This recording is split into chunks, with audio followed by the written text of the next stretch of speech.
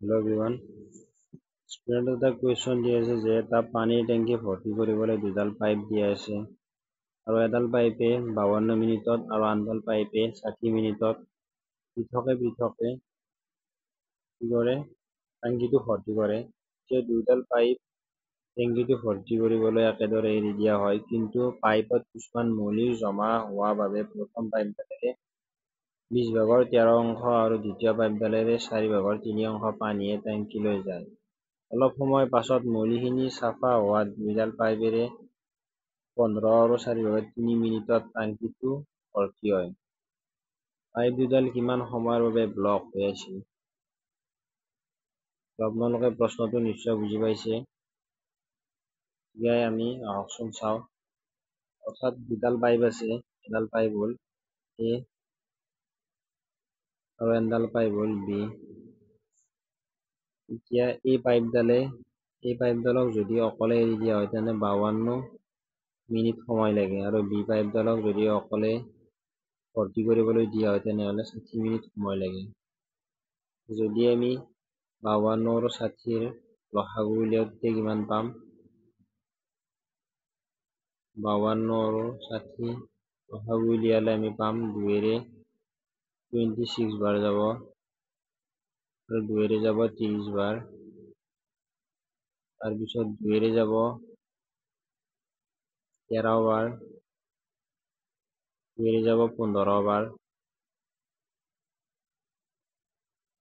যদি আমি এইকেইটা পূৰণ কৰোঁ তেনেহ'লে আমি পাম 780 পাম, অৰ্থাৎ লসাগু হ'ব 780। 52ৰে 780 যাব 15 বাৰ আৰু 60ৰে 780 যাব 6 গুণ 6, 6 3 গুণ 18, অৰ্থাৎ 13 বাৰ যাব।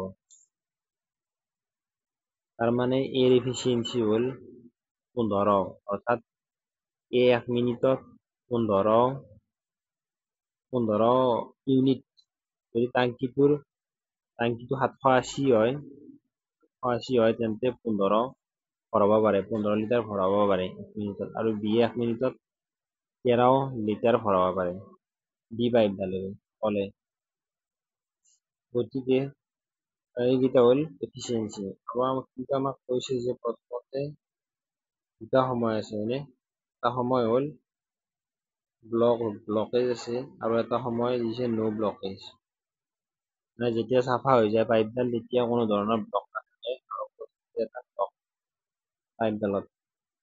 যেতিয়া ব্লক হৈ থাকে পাইপডাল তেতিয়া এফিচিয়েঞ্চি অলপ কমি যায়। মানে 15 যাব লাগিছিল 15 নাযায় ফেলে 12 ভাগে 13 অংশহে যায়। তাৰমানে 15ৰ পৰা 20 ভাগৰ 13 অংশ যায়, 20 ভাগৰ 13 অংশহে যায়। 20 ভাগৰ 13 অংশ মানে কিমান হ'ব? 5 দি 3 বাৰ, 5 দি 4 বাৰ। তাৰমানে প্ৰথম পাইপডালেদি যায় 4 ভাগৰ 13 3 গুণ 39 যায়। আকৌ যেতিয়া ব্লক হৈ থাকে দ্বিতীয় পাইপডালেৰে 4 ভাগৰ 3 অংশ যায়, অৰ্থাৎ ইয়াৰ লগত যোগ হ'ব 4 ভাগৰ 3 পূৰণ 13, 4 ভাগৰ 3 পূৰণ 13, অৰ্থাৎ 13ৰ 4 ভাগৰ 3 অংশহে যায়।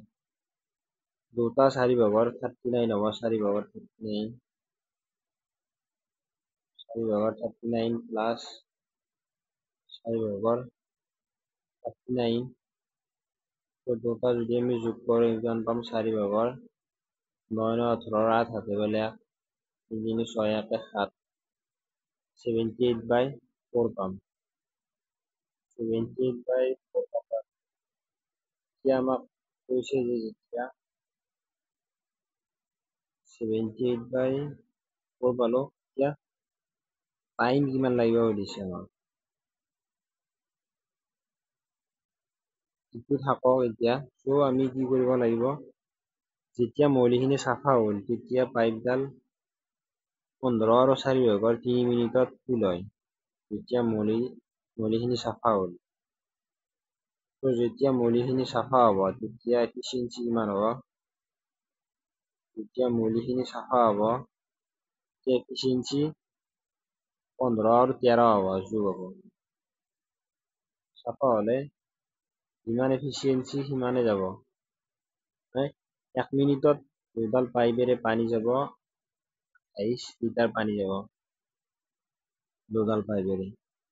আৰু কিমান মিনিটত ফুল হ'ব? 3 মিনিটত ফুল হ'ব। তাৰ মানে আমি কি কৰিব লাগিব, কিমান পানী গ'ল সেইটো উলিয়াৰ কাৰণে দুটা পূৰণ কৰিব লাগিব। 15 4 ভাগৰ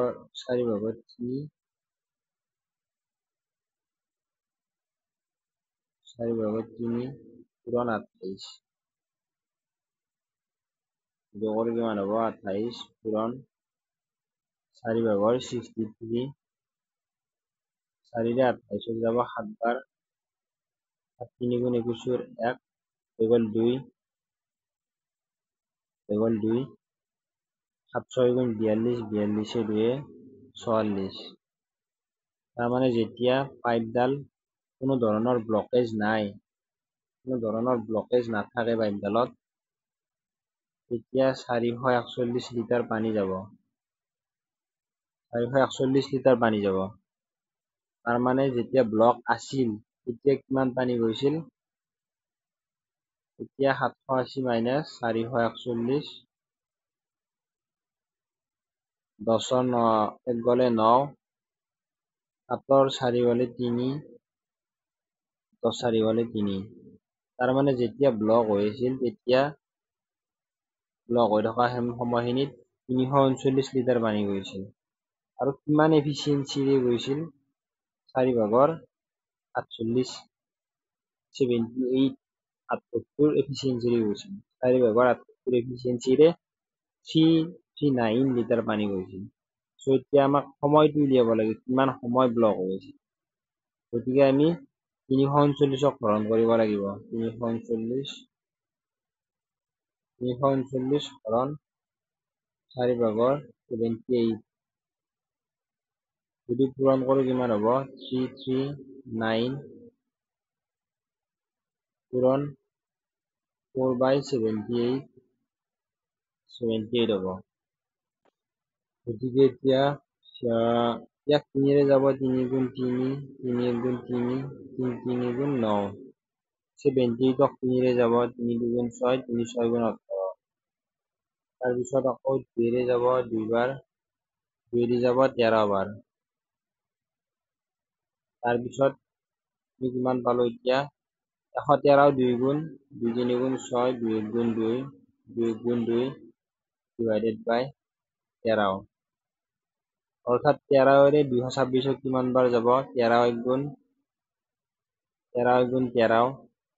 তাৰপিছত বাকী ৰ'ব 7 7 2 9 96 ৰ'ব। আৰু 7 গুণ যাব 91 13 7 গুণ 91 91 যায়, কিমান বাকী ৰ'ব? 5 বাকী ৰ'ব। 5 বাকী ৰৈ 13 ৰ'ব। অৰ্থাৎ 17 সমস্ত 13 ভাগৰ 5 মিনিট লাগিব।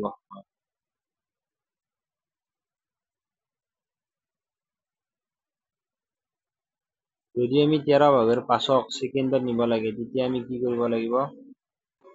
যদি আমি কি কৰিব লাগিব? আমি 5 পূৰণ 13 কৰিব লাগিব। 5 পূৰণ 60 ডিভাইডেড বাই 13 কৰিব লাগিব।